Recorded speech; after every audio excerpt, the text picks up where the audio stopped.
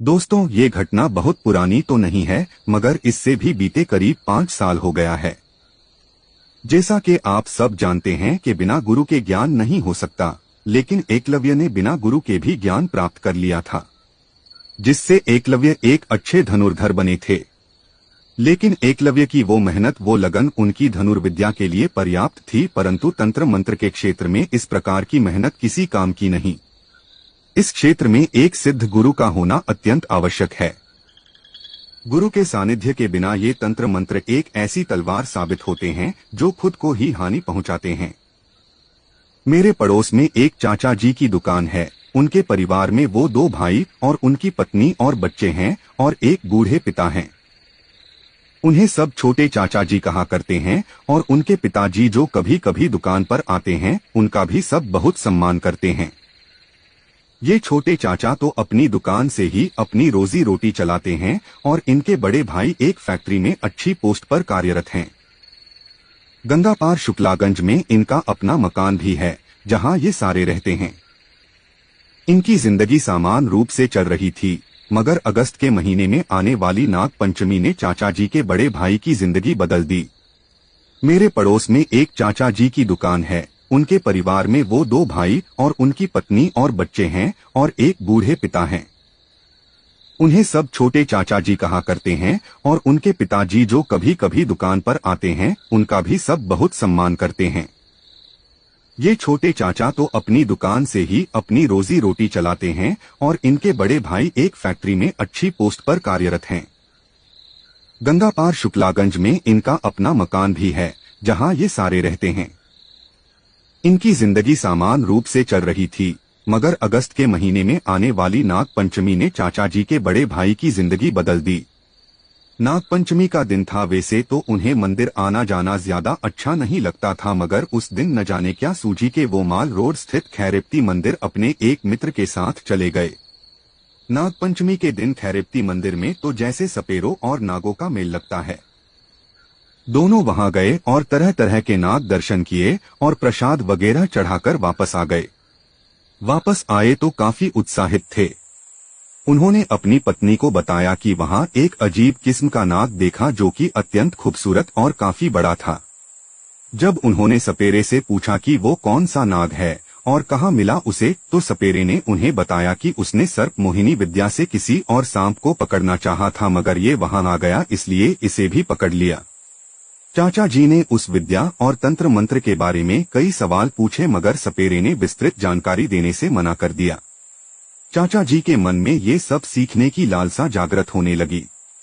उन्होंने सपेरे से अपना शिष्य बनाने का आग्रह किया, मगर सपेरे ने ये कहकर टाल दिया कि वो एक सांसारिक पुरुष हैं, वो ऐसी वैरागी विद्या का दान उन्हें नहीं दे सकता।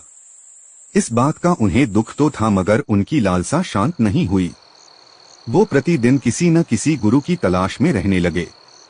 कभी किसी के पास जाते तो कभी कहीं उन्हें बैठा हुआ देखा जाता था। समय और पैसा बर्बाद करने लग गए थे। वो कुछ लोभी उन्हें लालच देते थे तो कुछ शिष्य बनाकर इनसे अपना काम निकलवाते और चलते बनते। घर में चाची जी इनसे परेशान रहने लगी थीं। एक दिन उन्होंने अपने ससुर से ये सारी बातें बता दी और उन्हें समझाने को कहा। परिणाम स्वरूप चाचा जी की अच्छी आरती हुई और फिर उन्होंने गुरु की तलाश और धन की व्ययता छोड़ दी और अपने सामान्य जिंदगी में वापस आ गए। लेकिन मन के किसी कोने में उनकी ये लालसा अभी भी पनप रही थी। कुछ दिन बीते जब सब कुछ सामान्य हो गया। एक दिन चाचा जी गर्मी की वजह से छत पर सोने गए। अचानक रात के करीब 12 बजे वो अचानक छत से सीधा नीचे आंगन में आ गिरे। आवाज सुनकर सब दौड़े। चाचा जी बेहोश पड़े थे। सबने सोचा कि कहीं कोई चोर उचक्का तो नहीं है ऊपर, जिसने इन्हें मारने की कोशिश की हो। छोटे चाचा ने ऊपर जाकर देखा तो वहां कोई नहीं था, सिर्फ रक्त की कुछ बूंदें पड़ी हुई थी। ऊपर चारपाई पर बिस्तर लगा हुआ था। छोटे चाचा को लगा कि शायद यहाँ कोई हाथापाई हुई है, मगर उन्हें ऐसा कुछ भी न मिला। फिर सोचा कि शायद उन्हें चक्कर आया होगा, जिससे उन्हें चोट लगी और फिर नीचे जा गिरे। फिर वो वापस नीचे बड़े चाचा के पास गए। वो अभी भी बेहोश थे। उन्हें उठाकर अस्पताल ले जाया गया। वहां उन्हें अगले दिन सुबह होश आया, मगर वो किसी को भी पहचान नहीं पाए। घर में हाहाकार मच चुका था। किसी की कुछ समझ नहीं आ रहा था कि क्या से क्या हो गया है। सिर्फ चाचा जी ही बता सकते थे और वो ही अपनी याददाश्त खो चुके थे। डॉक्टर ने भी किसी भी मानसिक चोट की मौजूदगी से इनकार किया। सारी रिपोर्टें सामान्य थी, न कोई आघात न कोई परेशानी, केवल तेज धड़कन और खोई हुई याददाश्त के सिवा। खैर, डॉक्टर ने उन्हें घर ले जाकर आराम करने सलाह दी, सो छोटे चाचा जी ने किया। वो घर आ गए चुपचाप, बस एक कमरे में पड़े रहते, न किसी से कुछ बोल रहे थे न किसी से बात कर रहे थे। दिन भर तो उन्होंने आराम किया, मगर जैसे ही रात के 12 बजे वो अचानक चिल्ला पड़े, माफ कर दो, दोबारा नहीं होगा। हे बाबा माफ कर दो। अब छोटे चाचा और उनके पिताजी जान सांसत में आ गई कि ये क्या हो रहा है। उन्होंने बहुत पूछा कि कौन बाबा, किससे माफी मांग रहे हो, मगर उन्होंने कोई जवाब नहीं दिया और फिर बेहोश हो गए। छोटे चाचा और उनके पिताजी उन्हें वैसा ही सोता छोड़ इस बात के बारे में बात करने लगे और सोचने लगे कि क्या किया जाए। उन्हें कोई रास्ता नजर नहीं आ रहा था। हाँ, मगर एक बात साफ हो गई थी कि ये कोई ऊपरी चक्कर था, इसलिए अब वैसा ही डॉक्टर ढूंढना था। 1-2 दिन ऐसे ही गुजरे। सारे दिन चाचा जी आराम से रहते और रात को माफी मांगने लगते और इस तरह से चिल्लाते जैसे कोई उन्हें मार रहा हो। तीसरा दिन था। चाचा जी की दुकान पर एक साधु आया। बेटा, हम उज्जैन से हरिद्वार की यात्रा पर हैं, अपनी हस्ती के हिसाब से कुछ दान दे दो। अरे बाबा माफ करो यार, मेरी वैसे ही हालत खराब है, आपको क्या दान दूंगा, चाचा जी ने माफी मांगते हुए साधु से कहा। जैसी तुम्हारी इच्छा बेटा, लेकिन एक काम करो, यहाँ गंगा किनारे हमारे गुरुजी ने कुछ दिनों के लिए विश्राम शिविर लगाया है, चाहो तो बड़े भाई को वहां ले आओ, ठीक हो जाएगा, साधु ने शांत भाव से कहा। चाचा जी की आंखें चौड़ी हो गई। फिर सोचा शायद आप पास किसी ने बताया होगा और फिर कुछ पैसे निकाल बाबा के पात्र में डालने लगे, मगर बाबा ने अपना पात्र हटा लिया और कहा, नहीं बेटा, हम तो वैरागी लोग हैं, हमें सिर्फ थोड़ा सा अनाज दे दो। चाचा जी ने कुछ चावल बिना तोले एक थैली डालकर दे दिए। वो साधु आशीर्वाद देता हुए चला गया। फिर चाचा जी ने अपने घर पिताजी को फोन किया और सारी बात बताई। उन्हें तो जैसे उम्मीद की एक रोशनी दिखाई दी। चाचा जी शाम से पहले ही अपनी दुकान बंद करके घर पहुंचे और फिर दान के लिए कुछ वस्तुएं ली, कुछ फल और थोड़ा अनाज। फिर वो दोनों बड़े चाचा जी को लेकर उसी विश्राम शिविर में पहुंच गए। चाचा जी को वो साधु वहीं मिले और फिर चाचा जी को बैठाया। पानी वगैरह से ठीक उसी तरह सेवा की गई जैसा कि भारत की संस्कृति में मेहमानों को भगवान मानकर की जाती रही है।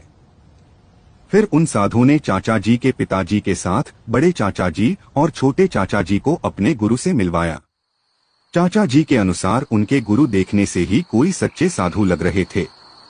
पर्वत जैसी जटा, चमकता ललाट, मुख पर तेज, वाणी में सौम्यता और अतिथि के प्रति उतना ही सत्कार। वो चाचा जी लोग के सामने ऊंचे स्थान से उतरकर उन्हीं के बराबर में जमीन पर बैठ गए और खैरियत वगैरह पूछी। चाचा जी ने सारा वृतांत उन्हें सुना दिया। सब कुछ अच्छी तरह सुनने के बाद उन्होंने चाचा जी के पिताजी से कहा, जो कुछ ये हुआ ये तो नादानी से हुआ है।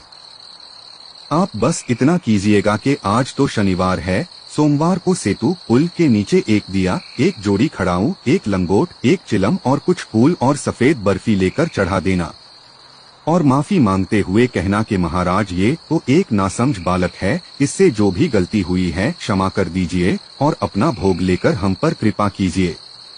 ऐसा ये दोबारा नहीं करेगा और ये काम सिर्फ आप करना, अपने लड़के को मत भेजना, ठीक है?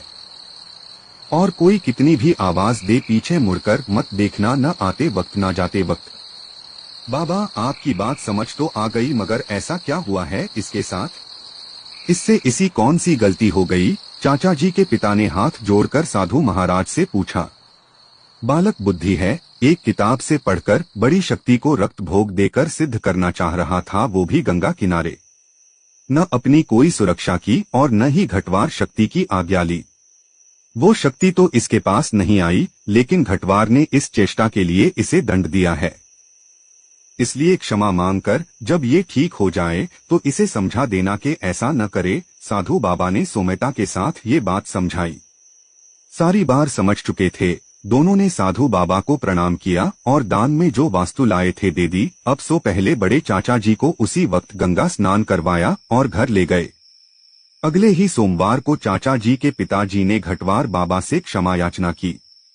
शाम होते होते बड़े चाचा जी ठीक हो गए। करीब एक हफ्ते के अंदर अंदर वो सामान्य हो गए और अपनी नौकरी पर जाने लगे। सब कुछ सामान्य होने के बाद चाचा के पिताजी ने